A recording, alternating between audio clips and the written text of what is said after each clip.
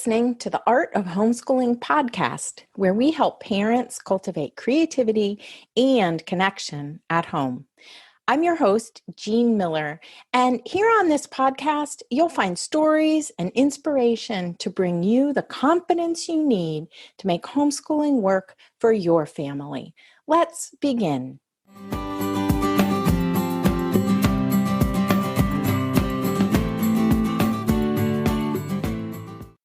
Welcome to the Art of Homeschooling podcast, where we help you bring simplicity and inspiration to your homeschooling days. I'm Jean, and I'm so glad you're here. In our last episode, I encouraged you to teach your child rather than a grade so that you can truly personalize learning at home and meet your child or your children right where they are.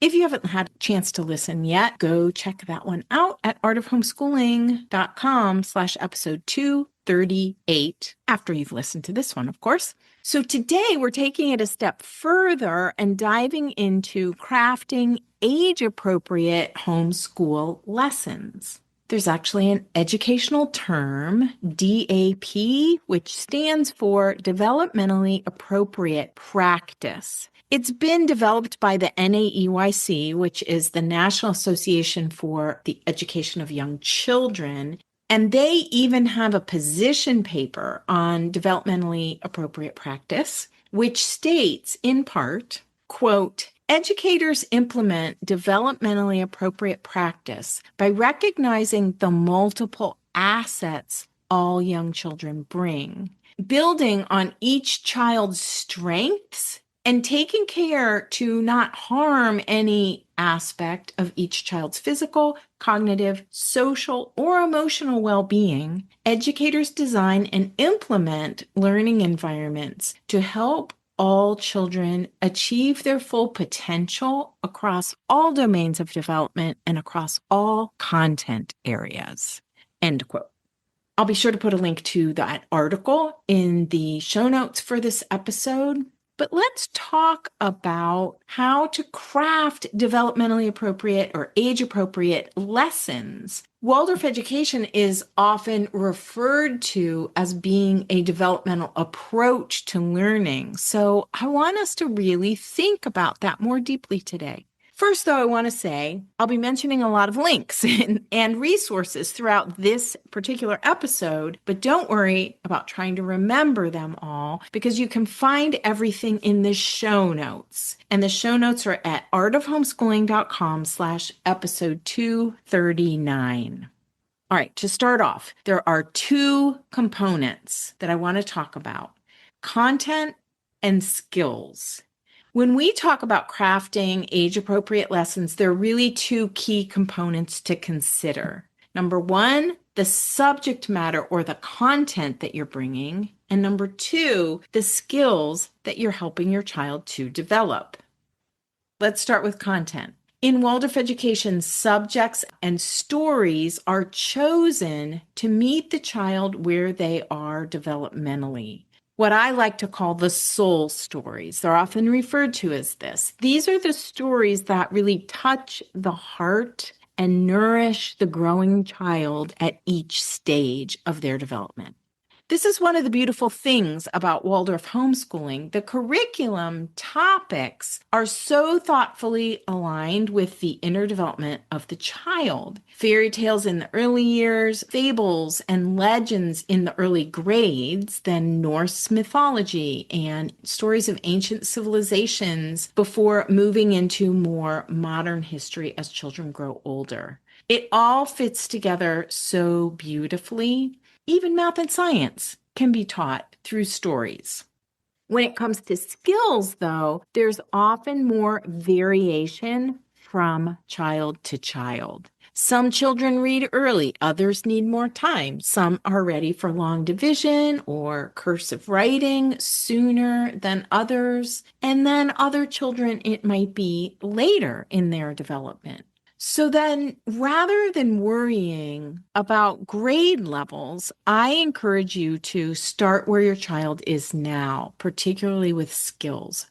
Observe what's going well, what needs more support. Then craft lessons that help them move forward from there, help them make progress.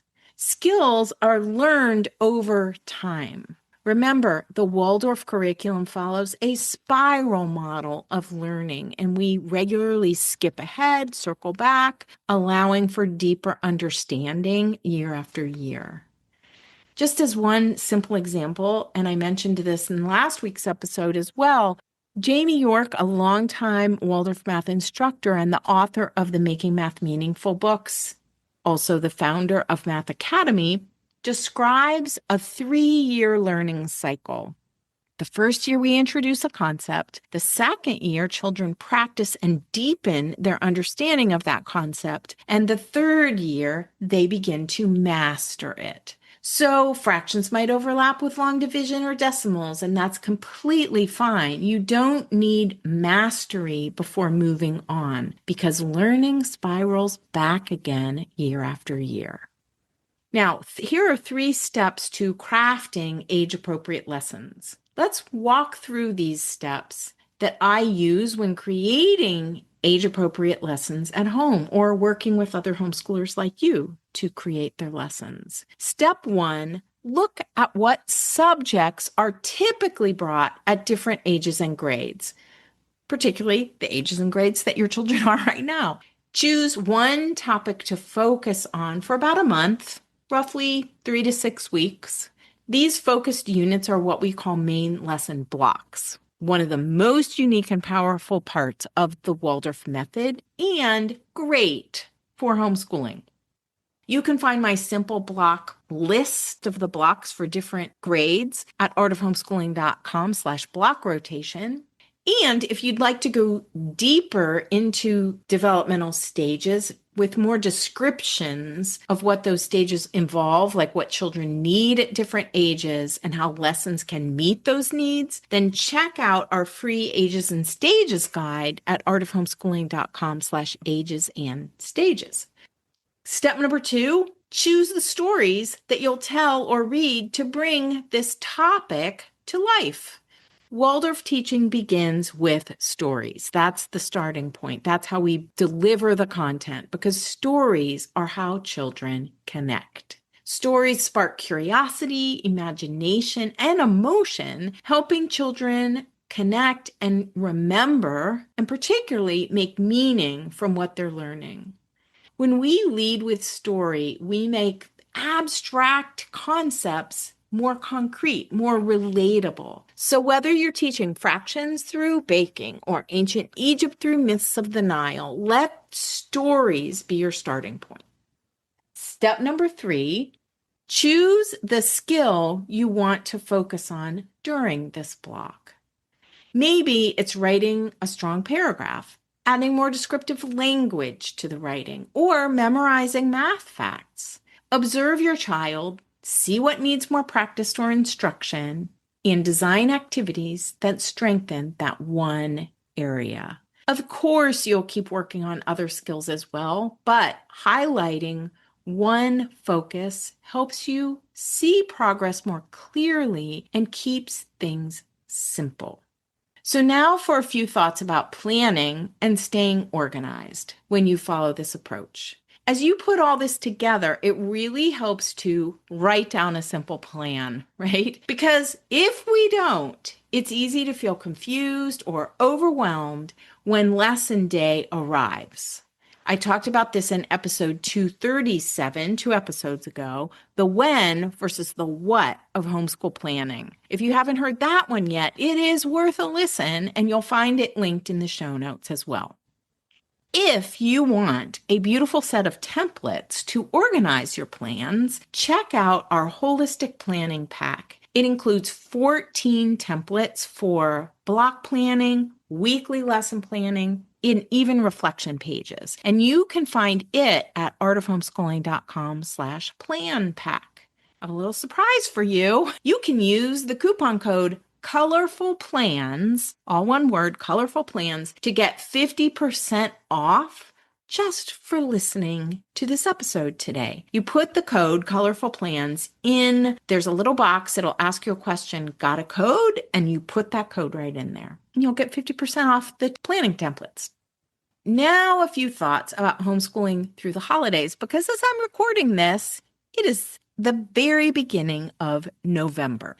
So before we wrap up, let's talk about how this fits as we head into the holiday season. This time of year often brings extra family, activities and events, celebrations, even travel for some. So crafting age-appropriate lessons can help you simplify and stay grounded. Here's my advice. Choose smaller, more focused blocks. Maybe a 2-week story unit or a cozy handwork project. Let seasonal festivals and family traditions become part of your lessons. Focus on connection and rhythm rather than, quote unquote, keeping up. Remember, rhythm is the curriculum. Even when lessons look different during the holidays, your child's still learning through cooking, crafting, singing, and storytelling. So honor those connections. You can find support for this inside our Inspired at Home membership, where our November focus is Simplicity Holidays, all about creating a peaceful, values-based holiday rhythm for your family. And in December, we're all about pairing handwork plus stories for the whole family to learn and craft together. Here's a little recap as we wrap up. Our 3 steps to crafting age-appropriate homeschool lessons are, number 1, look at the subjects and topics typically brought at different ages or grades. Number 2, choose the stories that will bring those topics to life. Number 3, choose the skills that your child most needs to strengthen right now. Remember, homeschooling doesn't have to look the same every season. Whether you're in full lesson mode or slowing down a bit for the holidays, you're still nurturing your child's growth in meaningful ways. Find the show notes for this episode with all the links to things I've mentioned at artofhomeschooling.com/episode 239. Thanks so much for listening. And until next time, keep it simple, inspiring, and doable. That's all for today, my friend. But here's what I want you to remember. Rather than perfection, let's focus on connection. Thanks so much for listening, and I'll see you on the next episode of the Art of Homeschooling podcast.